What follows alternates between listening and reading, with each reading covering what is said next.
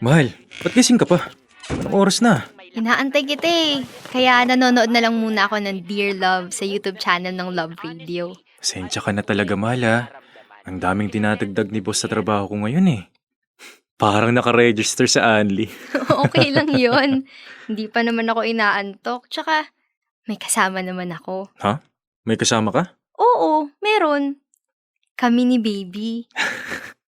Ay, oo nga pala. Sorry baby. Pinaghintay ko si mami mo. Kanina pala, nanood ako ng mga gender reveal. Ang saya panoorin ng excitement ng mga magulang pag nalalaman na nila kung baby girl ba o baby boy. Ikaw ba mahal? Gusto mo ba ng ganon? Iniisip ko parang masaya yon pero ang gastos kasi. Tapos ilang buwan lang pagkatapos nun, manganganak na rin ako. Hindi naman kailangang bongga. Kahit simple lang. Ang importante may alaala tayo. Para balang araw, may kwento natin kay baby kung gaano natin siya inabangan. What if... What if ano? Yung isa sa mga napanood ko, yung staff ng clinic ang naglagay ng damit ng baby niya sa paper bag. Tapos, sa bahay na lang nila binuksan. Parang may element of surprise pa rin ano? Oo! Tapos tayong dalawa lang. Kasama si baby. Gusto ko yan. Mas intimate. Parang moment lang nating pamilya. No? Pero mahal, di ka ba napipilitan lang? Hindi oh. Ang astig nga eh. Kakaiba. Excited na akong malaman kasi kung lalaki, siguradong makakasabay ko siya manood ng basketball. Kung babae naman, syempre, prinsesa ko yun. Ipagtatanggol ko siya sa buong mundo. Ang advance mo mag-isip ha? Gawin natin yung intimate na gender reveal na yan pagkatapos ng check-up mo sa Miyerkules. Promise? Promise. Ayaw nga pala mahal. Birthday ni Mama bukas. Ini-invite niya tayo maghapunan. Talaga? Ano iluluto ko para may dala naman tayo? Huwag ka nang magluto. Magpahinga ka na lang. Susunduin na lang kita dito pagkatapos ng shift ko. Sige, pero bumili pa rin tayo ng cake please para hindi naman nakakahiya sa mama mo. Walang problema. Dala ko na yung cake pag sundo ko sa'yo.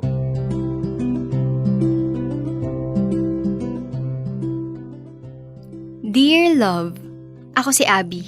Isang ina na nangangarap magkaroon ng simpleng gender reveal. Asawa ko si Martin. Unang anak namin yung ipinagbubuntis ko nung mapag-usapan namin yung tungkol sa gender reveal. Nakaka-excite ng mga panahon na yon kasi sa next check-up ko, malalaman na kung baby boy ba o baby girl ang magiging anak namin. Dati, hindi naman talaga sumagi sa isip ko yung mga gender reveal na yan. Para sa akin kasi, mas mabuting ilaan na lang ang pera sa panganganak o sa mga kakailanganin ni baby paglabas. Sayang din kasi kung mapupunta lang sa isang okasyon na ilang minuto lang itatagal. Pero habang nanonood ako ng videos isang gabi, may napansin ako. Yung mga magulang na umiiyak sa saya, yung mga yakapan, sigawan, at tawa sa mismong sandali na nalalaman nila kung anong gender ng baby nila. At doon ko naisip, ang sarap nga siguro sa pakiramdam ng ganon. Yung may isang sandali na para lang sa inyo. Isang simpleng moment na habang buhay ninyong maaalala. Alam ko naman na hindi kailangang magarbo. Hindi kailangang libo-libo ang gastusin para maging espesyal ang isang alaala. Kaya nang sabihin ni Martin sa akin na pwede namang simple lang, parang biglang kumislap ang mga mata ko. Simple lang naman yung gusto naming gayahin. Walang engranding handaan, walang maraming tao. Kami lang. Ako, si Martin, at si Baby na matagal na naming hinihintay.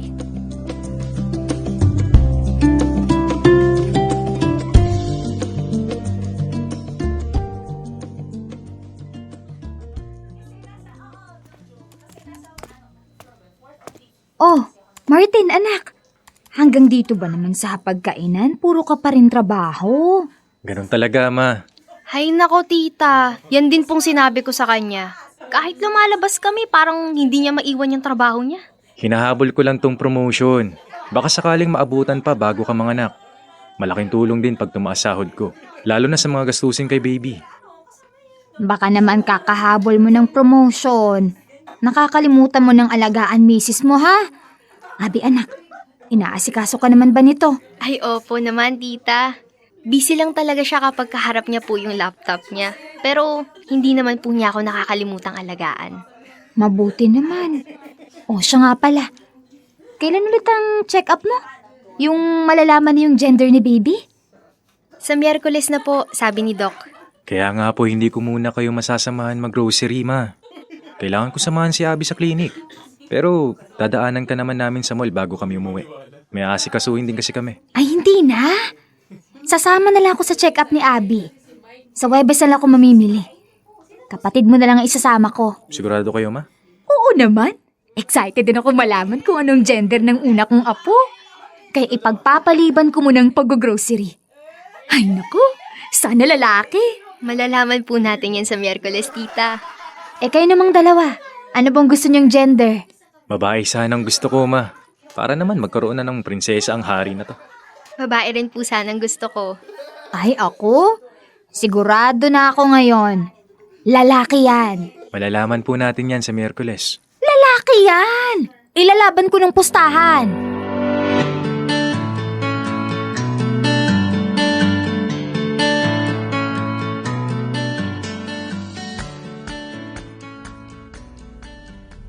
Nabusog ka naman ba sa mga kinain mo, mahal? Ay, nako. Busog na busog. Sana lang di ako maimpacho sa dami ng kinain ko. Sabi ko kasi kay mama, maganda siya ng spaghetti. Sabi ko, nakikrib ka ron. Dapat gawing krimen pag walang spaghetti sa handaan. Ah, ikaw pala may pakana nun. Siyempre, para sa'yo. Oh, ba't parang biglang ang lalim ng iniisip mo? Mahal, Ano yon? sigurado ka bang isasama natin si tita sa Miyerkules? Sa check-up? Oo. Plano pa naman natin na tayong dalawa lang sana unang makakaalam sa gender ni baby. Baka kasi madismaya si tita kung sakaling babae. Hindi naman siguro, mahal. Gusto lang talaga ni mama na maging lalaki unang apo niya.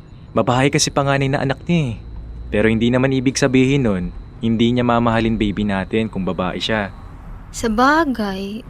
Pero, alam mo naman si tita, 'di ba? Minsan kasi, hindi niya napipigilang sabihin agad kung anong nasa isip niya. Ganito na lang. Kakausapin ko si mama bago yung check-up. Sasabihin ko na kung siya man ang unang makaalam ng gender, wag muna niyang sabihin sa atin. Para matuloy pa rin yung gender reveal, no? Oo. Paano kung may masabi siya tungkol dun? Baka isipin niya na ganun lang kasimple yung gagawin nating reveal. Tapos baka sabihin niya na hindi man lang natin pinagandaan. Kilala mo naman si mama. Mahilig talaga siyang magsabi ng opinion niya. Pero ako nang bahala dun, mahal. Sasabihin ko na rin sa kanya ang plano natin para hindi na siya mag-expect ng kung ano pa. Ang mahalaga naman sa araw na yun, tayo. Tayo ang magulang. Kaya tayo ang magdidesisyon kung anong gusto nating gawin para sa anak natin. Salamat, mahal. Salamat saan? Sa lahat. Sa pag-intindi at sa pag-aalaga sa amin ni baby. Kayong dalawa ni baby ang priority ko.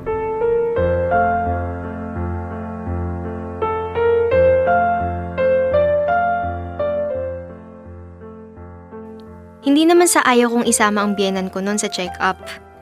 Hindi rin naman ako galit sa kanya. Ang totoo, ayoko lang makarinig ng mga opinyon na hindi naman namin hinihingi. Alam ko namang nanay pa rin siya ni Martin. Kaya kailangan ko siyang respetuhin. Kailangan ko pa rin siyang pakinggan. Pero may mga pagkakataon kasi na hindi nagabay ang naririnig ko mula sa kanya. Kung hindi pangingialam na. Yung tipong kahit simpleng desisyon lang tulad ng mga gamit na bibilhin para sa anak namin, may masasabi siya. Minsan parang hindi na kami ang magulang. Siya na kasi lagi ang nasusunod. Aminado ako. Medyo labag sa loob ko nang sabihin ni Martin na isasama namin si Tita Letty sa check-up nung panahon na yon. Pero pumayag pa rin ako. Hindi dahil gusto ko, kundi dahil ayoko ng diskusyon. Ayoko ng tensyon. At higit sa lahat, ayokong pagmulan yun ng away naming mag-asawa. Kaya inisip ko na lang, baka bored lang talaga si tita sa bahay. O baka talagang excited lang siya sa pagdating ng unang apo niya. At wala namang masama kung makisaya siya sa sandaling hinihintay naming mag-asawa.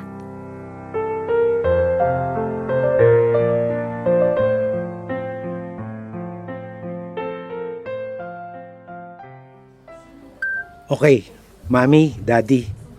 Makikita natin dito sa ultrasound ang development ni baby. mukhang maayos naman ang lahat. Healthy na healthy si baby. Talaga po, Dok? Okay naman po lahat? Opo, 100%. Maganda ang heartbeat at maayos ang paglaki niya. Wala naman po tayo nakikitang problema sa ngayon. Salamat po, Doc.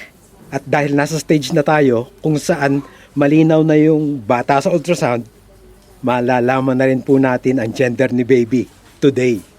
Gusto niyo po bang sabihin ko na ngayon? O may plano po ba kayo para dito? Doc, pwede po bang secret muna? Secret? Opo, gusto po sana namin gumawa ng maliit na gender reveal para kay baby. I see. Okay po yan. Ganito na lang. Ilalagay na lang namin sa envelope yung result para magamit nyo sa gender reveal nyo. Okay po ba yun sa inyo? Opo, Dok. Okay po yun. Salamat po. Maraming salamat po, Doc. Ako, Doc, hindi ko po ba pwedeng malaman ngayon kung ano ang gender? Well, I guess it's up to the parents of the baby to decide. Ma, mamaya na lang siguro. Para naman ma-enjoy namin ni Abby yung moment na malaman kung anong gender ng anak namin. Sabay-sabay naman nating bubuksan ang envelope mamaya. Ano namang pinagkaiba nun sa ngayon? Ako lang naman na makakaalam. Ma, alam ko pong excited kayo sa magiging apo nyo. Pero, ibigay nyo naman muna sa aming mag-asawa tong sandaling to. Anyway, maiwan ko po muna kayo sandali. Ihahanda lang namin yung envelope. Congratulations po uli sa inyo. Iaabot na lang po namin mamaya paglabas nyo. Salamat po, Doc. Maraming salamat po ulit. You're welcome.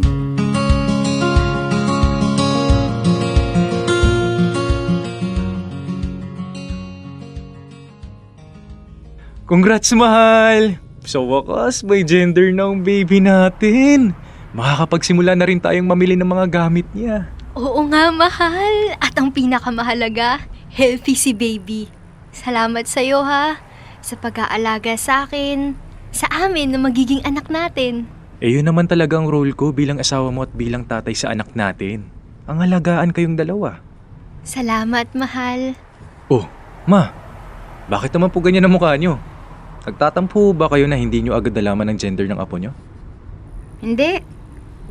Ano pong problema? Ito yung envelope ng check-up ninyo. Ma, ba't nyo binuksan? Naiinip na ako malaman eh. May masama ba dun? Lola naman ako ng apo ko ah.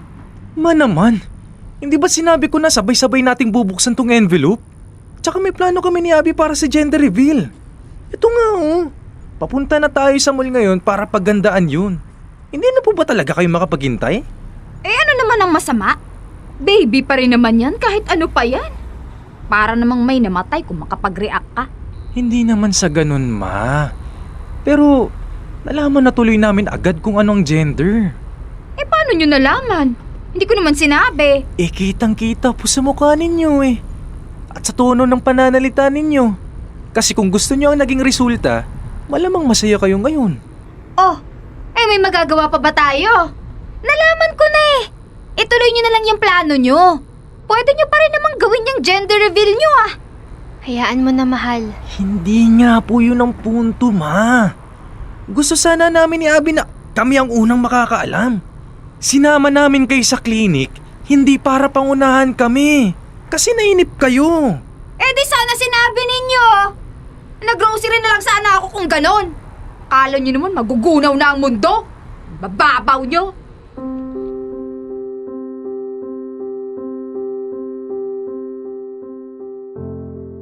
Dear Love, pagdating namin sa bahay, di ko na napigilan ang sarili ko.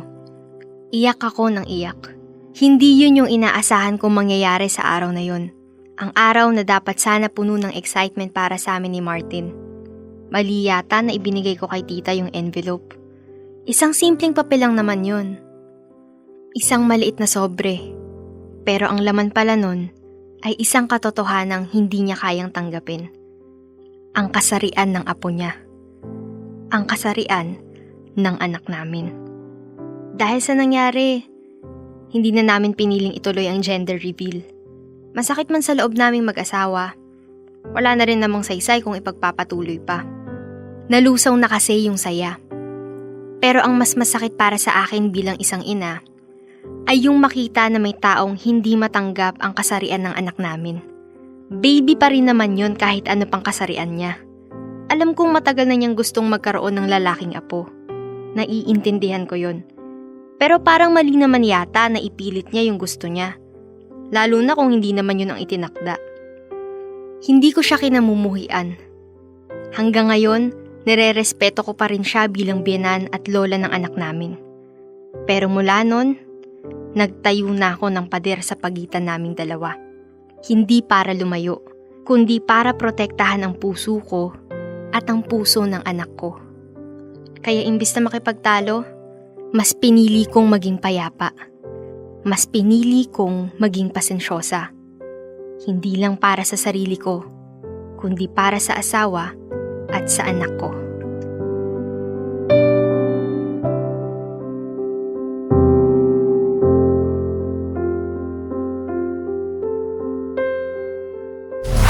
Metro's #1 Love Radio. Basic!